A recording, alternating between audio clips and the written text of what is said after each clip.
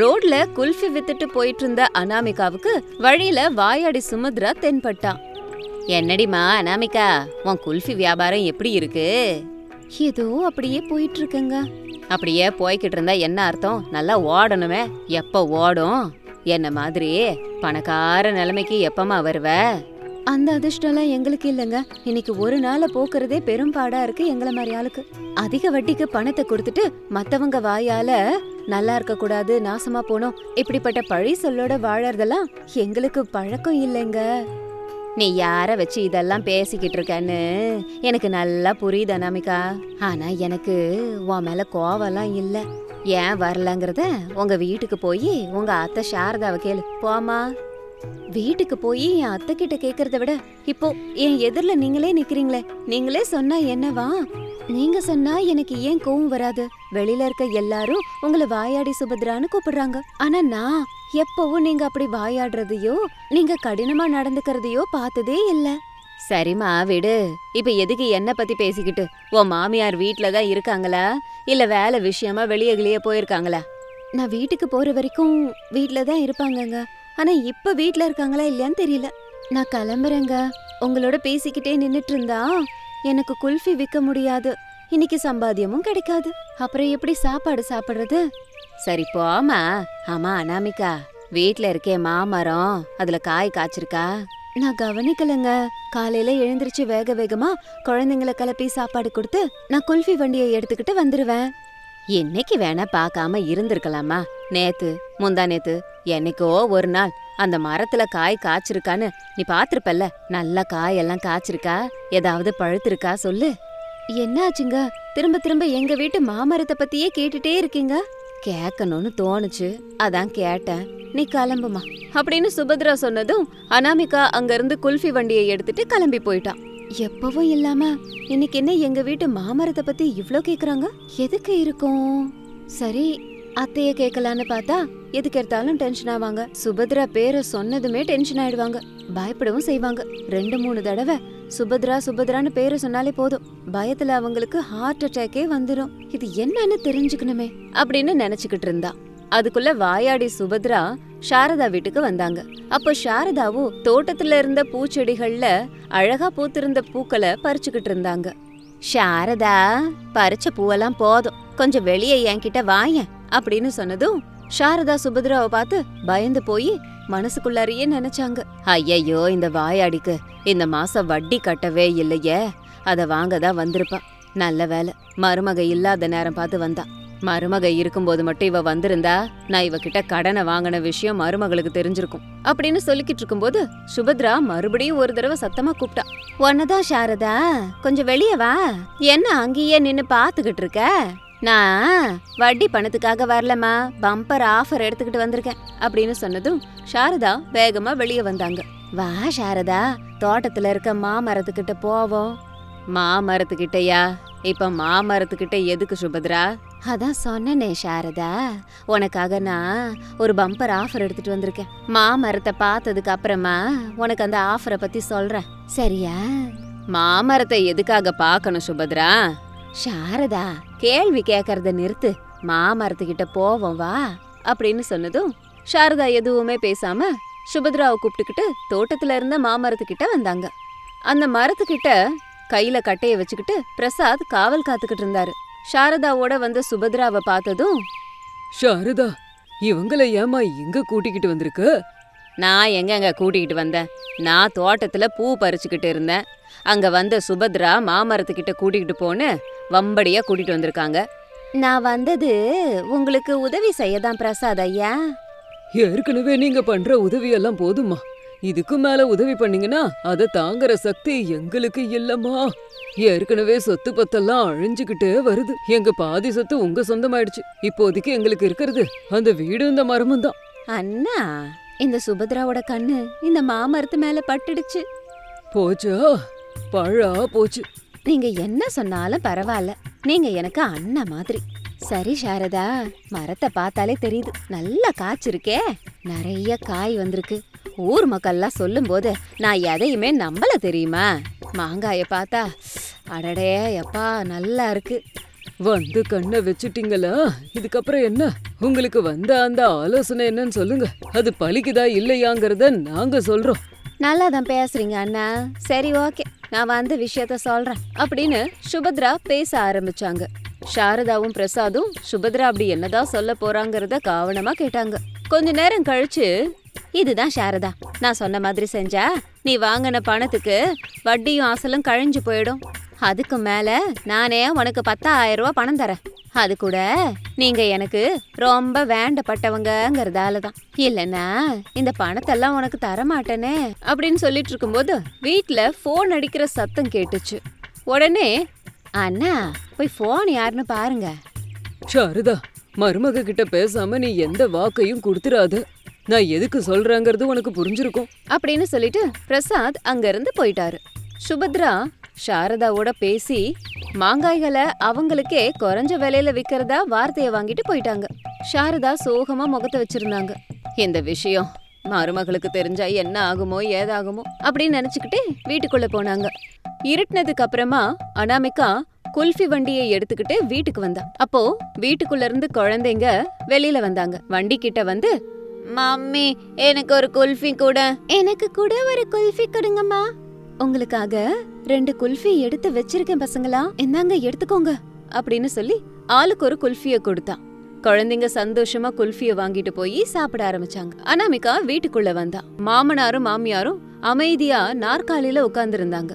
அத பார்த்ததும் சுபத்ரா வீட்டுக்கு வந்து போயிருக்காங்க அப்படிங்கிற விஷயம் புரிஞ்சுது. அத்தை, அந்த சுபத்ரா வந்தாங்களா? ஆமா மருமகளே, அந்த சுபத்ரா வந்துட்டு போன விஷயம் உனக்கு எப்படிமா தெரிஞ்சது? நான் குல்ஃபி வித்துக்கிட்டு இருக்கும்போது நடுவுல வந்தாங்க. ரோட்ல பார்த்து மாமரத்தை பத்தி கேட்டாங்க. என்ன ஆச்சு அத்தை? சுபத்ரா சம்பந்தப்பட்ட விஷயம் எதையாவது என்கிட்ட இருந்து நீங்க மறைச்சு வச்சிருக்கீங்களா? ஆமா மருமகளே, நீ குல்ஃபி வண்டிய வைக்கிறதுக்காக அந்த சுபத்ரா கிட்ட இருந்து நாங்க வட்டிக்கு பணம் வாங்கியிருந்தோம்.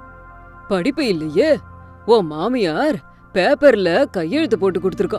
அந்த சுபத்ரா அதுல அதிக பணத்தை எழுதியிருந்தாங்களா? ஆமாமா, இப்ப அந்த பணத்துக்காக மாங்காய்கள் வேணும்னு பிரமாணம் வாங்கிக்கிட்டு போயிருக்கா. அது எப்படி முடியும் மாமா?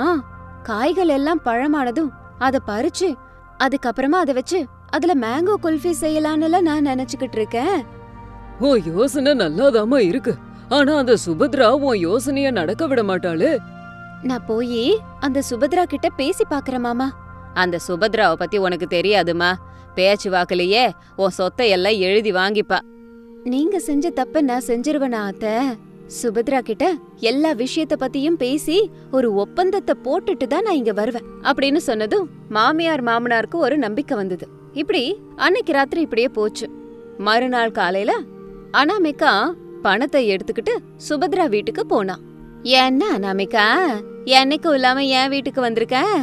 என் மாமியார நீங்க ஏமாத்தி நிறைய பணத்தை எழுதி வாங்கியிருக்கீங்க. இப்போ அந்த அநியாய பணத்தை எடுத்துட்டு வந்திருக்கேன். இந்த பணத்தை எடுத்துக்கிட்டு என் அத்தை கை நாட்டு போட்ட அந்த பத்திரத்தை கொண்டு வந்து தரீங்களா? மாங்காய்களை வச்சு நானும் சாரதாவும் ஒரு ஒப்பந்தம் போட்டிருக்கோமா. நீ கிளம்பலாம். போக முடியாது. பணத்தை கொண்டு வந்திருக்கேன், வாங்கிக்கிட்டீங்கன்னா நல்லா இருக்கும். இல்லனா என் மாமியாரை ஏமாத்திட்டீங்கன்னு நிரூபிச்சு உங்களுக்கு தண்டனை வாங்கி கொடுப்பேன். நான் இவ்ளோ ஸ்ட்ராங்கா பேசுறேன்னா என்கிட்ட பலமான ஆதாரம் இருக்குன்னு உங்களுக்கே புரிஞ்சிருக்கும் அப்படின்னு சொன்னதும் அனாமிகா ஒருவேளை உண்மையதான் சொல்றாளோன்னு பயந்து போன சுபத்ரா, ஒருவேளை மாங்காய்கள் வேணும்னு அடம் பிடிச்சா அனாமிகா சொன்னதை செஞ்சிருவான்னு, கண்டிப்பா நமக்கு ஜெயில் தண்டனை கிடைச்சிரும்னு சுபத்ரா பயந்தாங்க. அந்த நேரத்துல ஏதாவது தப்பி தவறி உளறிட்டாலோ ஏதாவது வார்த்தைய விட்டுட்டாலோ அது தனக்கே ஆபத்தா முடியும்னு கொஞ்சம் கூட லேட் பண்ணாம அனாமிகா கொண்டு வந்த பணத்தை வாங்கிக்கிட்டு சாரதா கை நாட்டு வச்ச பத்திரத்தை கொண்டு வந்து அனாமிகா கையில கொடுத்தாங்க. அந்த காகிதத்தை படிச்சு பார்த்து எல்லாம் சரியா இருக்கா அப்படின்னு செக் பண்ணதுக்கு அப்புறம் அனாமிகா அந்த இடத்த விட்டு போனா. அந்த காகிதத்தை கொண்டு வந்து சாரதா கையில கொடுத்தா.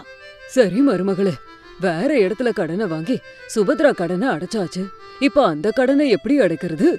நான் தான் சொன்னனே மாமா, மேங்கோ குல்ஃபி விற்க போறேன்னு. மேங்கோ குல்ஃபிய வித்து சுபத்ராக்காக வாங்கின கடனை நான் தீத்துருவேன். நீங்க கவலைப்படாதீங்க மாமா, நான் தான் இருக்கேன்ல அப்படின்னு சொல்லி மாமரம் ஏறி மாங்காய்களை பறிச்சான். கொஞ்ச நாள்ல அது பழுத்ததுக்கு அப்புறம் அதை கொண்டு போய் மேங்கோ குல்ஃபி தயார் பண்ணி விற்க ஆரம்பிச்சான். இப்படி மேங்கோ குல்ஃபி வித்து அதுல கிடைச்ச பணத்தை வச்சு மெதுவா பணத்தை அடைக்கிற வழிய பார்த்தான். இப்படி மேங்கோ குல்ஃபிய வித்து அனாமிகா தன்னோட குடும்பத்தோட சந்தோஷமா வாழ்ந்து வந்தா. இது இன்னைக்கு ஸ்டோரி. இதே மாதிரி இன்னொரு ஸ்டோரியோட உங்களை மறுபடியும் மீட் பண்றேன். அது வரைக்கும் பாய்.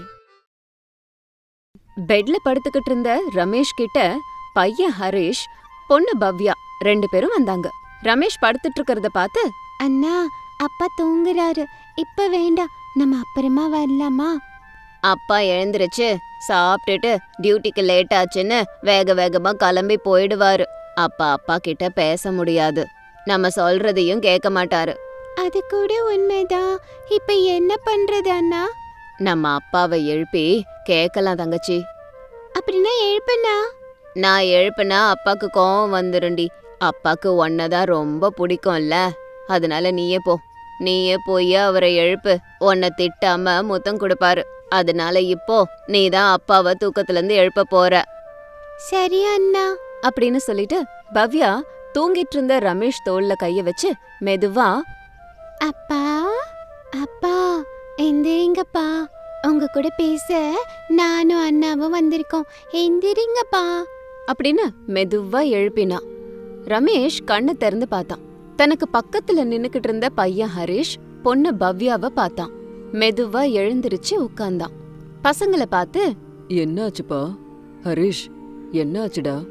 அப்பா நானும் அண்ணாவும் உங்ககிட்ட பேசணும்னு நினைச்சிட்டு இருக்கோம்ப்பா. ஆமாப்பா. சொல்லுடாமா, என்ன விஷயத்த பத்தி பேச போறீங்க? அப்பா உங்களுக்கு சேலரி வந்துருச்சா அப்படின்னு ஹரிஷ் கேட்ட உடனேயே விஷயம் தெரிஞ்சிருச்சு ரமேஷுக்கு.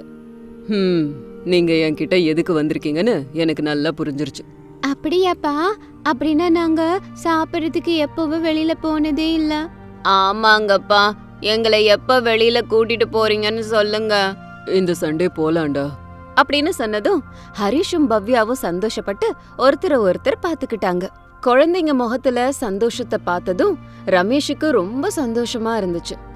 அப்பா நாங்க இப்பவே சொல்றோம், இந்த சண்டே கண்டிப்பா வெளியில எங்களை சாப்பிட கூட்டிட்டு போகணும்.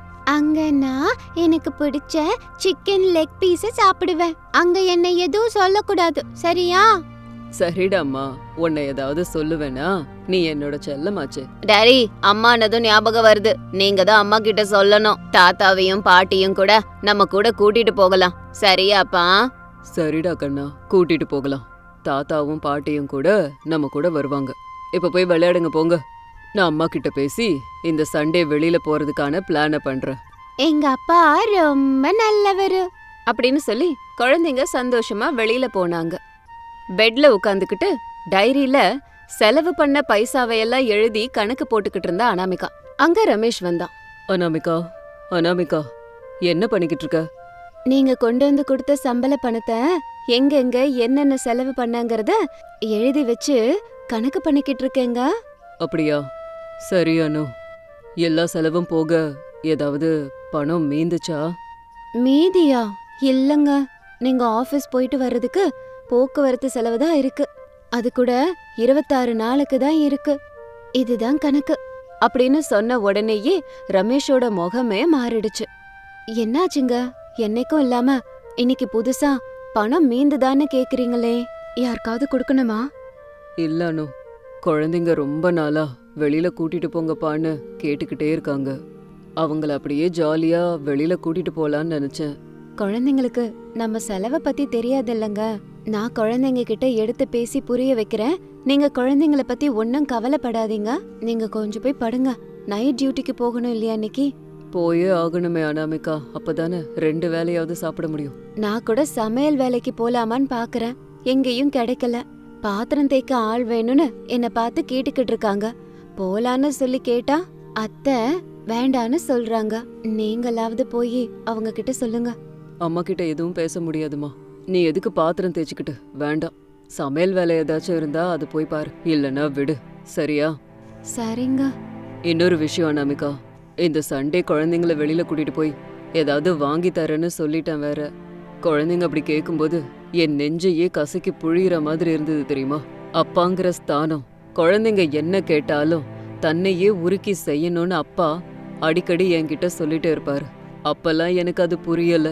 இப்ப நான் அப்பா ஆனதுக்கு அப்புறம் அதோட அர்த்தம் எனக்கு இப்ப புரியுது. நீங்களும் குழந்தைங்களும் 3 பேர் மட்டும் போங்க. செலவு கொஞ்சம் கம்மியாகும்ல. நானும் அத்தை மாமா வீட்லயே சாப்பிடுறோம். அதெல்லாம் வேண்டாம் அனாமிகா. போனா எல்லாரும் போவோம், இல்ல எல்லாரும் வீட்லயே சாப்பிடுவோம். நம்ம இந்த மாதிரி ஒன்னா வெளியில போனது இல்லையே, இந்த தடவை போகலாம். அதுக்கு பணம் ஏதுங்க? அத நான் பாத்துக்கிறேன் அனாமிகா. கடன் வாங்க போறீங்களா? கடனா? நானா? என் உயிரே போனாலும் கடன் மட்டும் வாங்க மாட்டேன். கடனுங்கிறது பாம்புக்கு பால் வார்க்கிற மாதிரி, தெரியுமா உனக்கு? இல்ல இல்ல, நானும் அப்பப்ப கொஞ்சம் பணத்தை சேர்த்து வச்சேன். அந்த பணத்தை இப்ப எடுக்க வேண்டியதுதான். அப்படின்னு சொன்னதும் அனாமிகா ரமேஷ் சொன்னது நிஜம்தான்னு நினைச்சா. இந்த பணத்தை பத்திரமா வைங்க. இது வேலைக்கு போறதுக்கு உண்டான பணம். பார்த்து செலவு பண்ணுங்க. என் கையில இருந்ததுன்னா ஏதாவது செலவு பண்ணிடுவேன். சரியா அனாமிகா, நான் போய் படுத்துக்கிறேன். ஆமா, அம்மாவையும் அப்பாவையும் காணுமே, எங்க போயிட்டாங்க? ஏதோ ஃபங்க்ஷன்ல காய்கறி கட் பண்ணணும்னு கூப்பிட்டாங்களா, போயிருக்காங்க. நானும் வரேன்னு எவ்வளவோ சொல்லி பார்த்தேன், ஆனா அவங்க மட்டும்தான் போயிருக்காங்க. அப்படியா?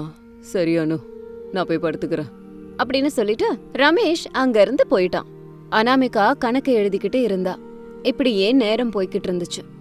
ராத்திரி மணி 8 ஆச்சு. ரமேஷ் நைட் டியூட்டி செய்யறதுக்காக ரெடியாகி வெளியே கிளம்புனான்.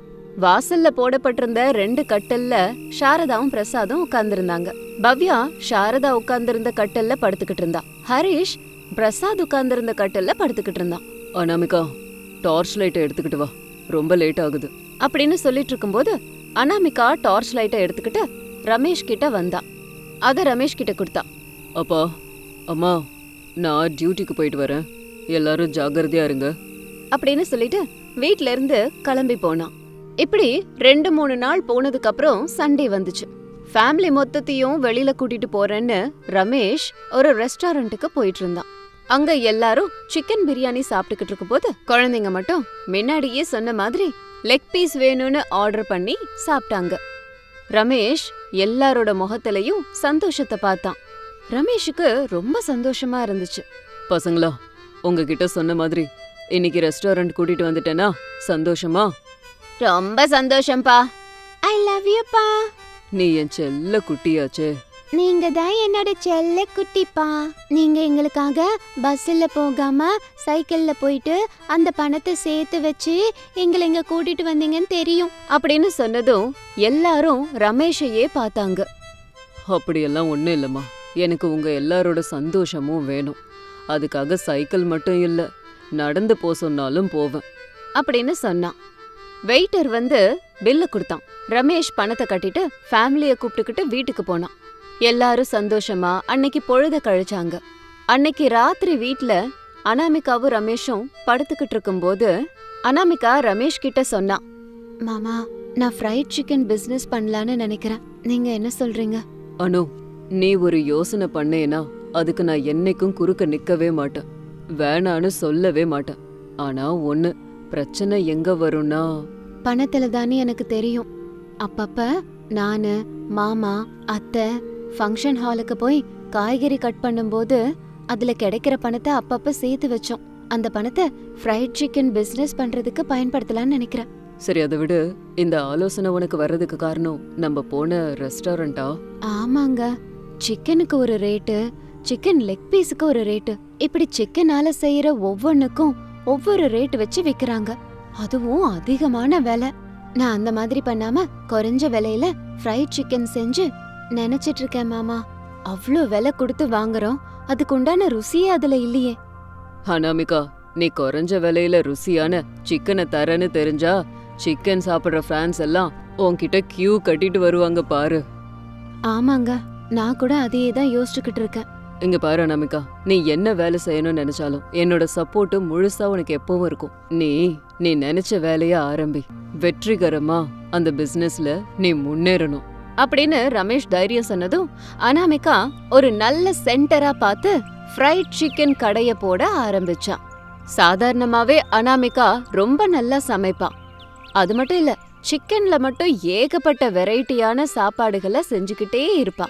அதனால அனாமிகா ஃப்ரைட் சிக்கன் கடைக்கு சிக்கன் சாப்பிடுறவங்க சூப்பரான ருசி இருக்கேன்னு சொல்லி குறைஞ்ச விலையில சாப்பிடுறதுக்கு அக்கம் பக்கத்துல இருக்க எல்லாரும் சேர்ந்து பெரிய பெரிய ரெஸ்டாரண்ட்டுக்கெல்லாம் போகாம அனாமிகா தயார் பண்ற இந்த ஃப்ரைட் சிக்கன் வண்டி கிட்ட வந்து விதவிதமான வெரைட்டி சிக்கன்ஸ சாப்பிட்டாங்க.